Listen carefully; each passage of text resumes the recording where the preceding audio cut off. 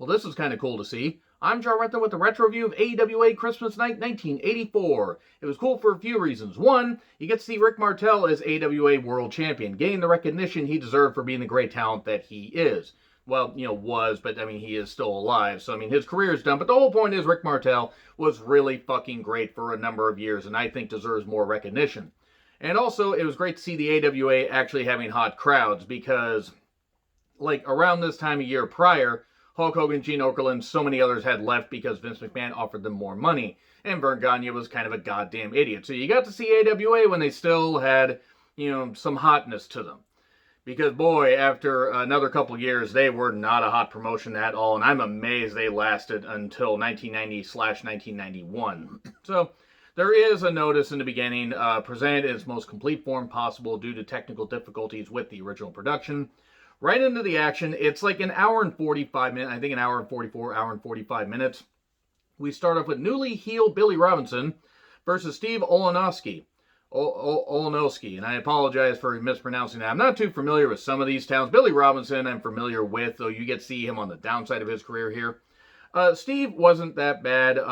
Billy was beating up Steve for a while, and then Steve would come back targeting the knee. And a lot, actually quite a bit. That's the one thing about a lot of these older shows is you won't see a lot of dives, or any dives for that matter. You're going to see a lot of, outside action as far as bashing into the ring post and a bit of brawling. But you're going to see a lot of action inside the ring and a lot of rest holds. And sometimes that works, and sometimes, holy shit, they were really just stalling because that was the style back then. There's a give and take, when it comes to older wrestling. Some of it's good, and some of it hasn't aged well at all. And we get some good strikes. And then later an elbow by Steve off the ropes. He misses that. Robinson tops him 1, 2, 3. The match wasn't all that bad. It was cool to see Billy Robinson as a heel. We then get Baron von Raschke versus Steve Regal. Not that one. He was lightweight champion, I believe, at the time. Referee Eddie Sharkey. Yes, the same one that trained numerous people. Look it up. You'll actually be surprised by how many people he trained. Regal was a clear heel here.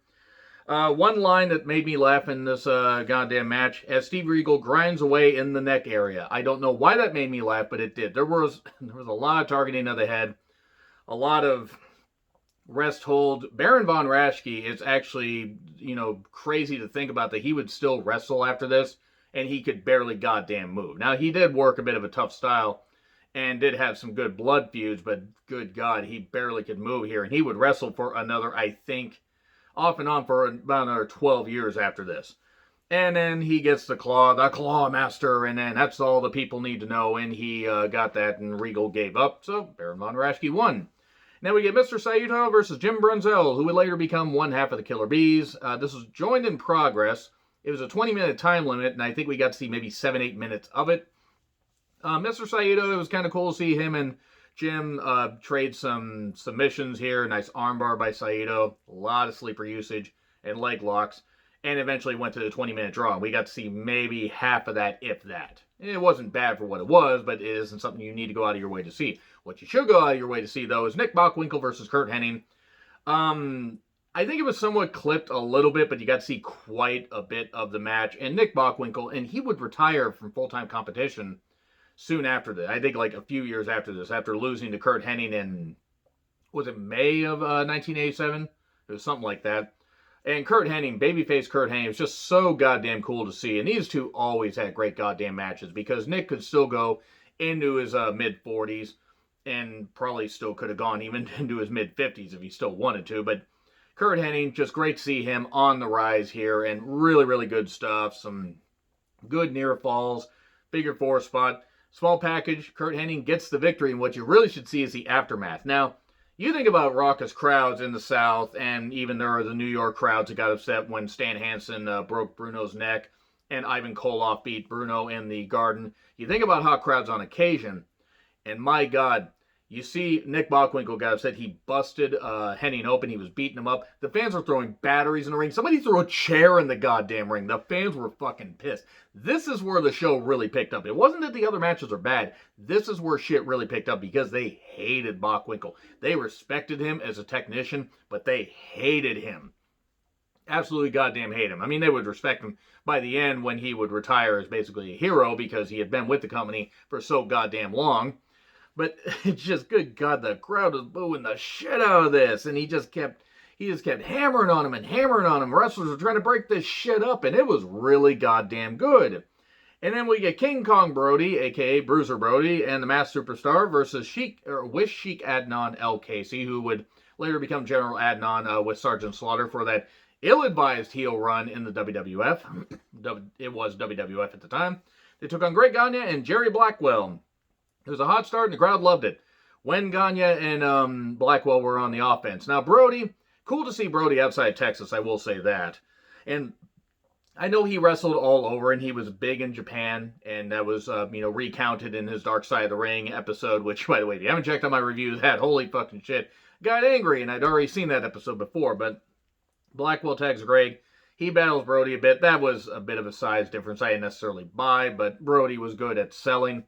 When he wanted to, he didn't necessarily sell Jerry Blackwell's splash, because Jerry Blackwell's a big guy, like 400-something pounds, and Brody just kind of sat up after 2. He's like, nope, I'm not even going to kick out, I'm just going to sit up. Brody just did what he did.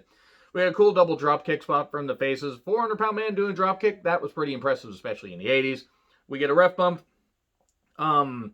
Gagne counted 3, but that wasn't official, and then we get a foreign object from Sheik Adnan El Casey, and Brody pins Blackwell, and then a melee afterwards. So the hot crowd was pretty cool to see. And then we get Rick Martel versus gorgeous Jimmy Garvin with Precious. AWA World Title match, and this was pretty good stuff. As far as getting to see Rick Martel as World Champion and getting to see gorgeous Jimmy Garvin before he got all roided up and became part of the Freebirds. Quick start, and Martel, had a lot of fire to him. I feel bad for Rick Martel because some people downplay his AWA World Title run, and I'm not saying that they weren't grasping at straws there, but Martel at least was a classically trained wrestler and could put on really good matches. I mean, he would lose to Stan Hansen, and that didn't work out all that well. The AWA Championship picture, that'd be a fun thing to review sometime because holy shit. But there was some good groundwork. I mean, Rick Martel did some good arm work, and then Jimmy Garvin did some. We get sleeper holds for quite a while.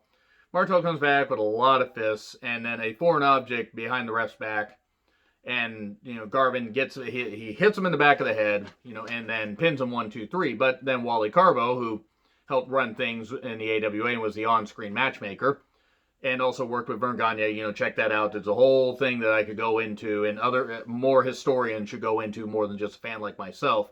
But Wally Carbo reverses it, and Rick Martel gets awarded the victory. Now, the thing is, though, fans were starting to shower trash in the ring because we're like, okay, Rick Martel just won. We got this kind of hope. Why is Jimmy Garvin coming in here and winning the championship? So that's pretty much where the thing ends. I mean, then Martel's kind of just, telling him to come back. So that's basically it right there. Not a bad show. It was cool to see the hot crowd once the Bockwinkel-Hennig match got going in the aftermath of that. Things picked up after that. But anyway, let me know what you guys think in the comments. Like, share, subscribe, Twitter handle in the description. I'm John Retlin. I'll see you soon.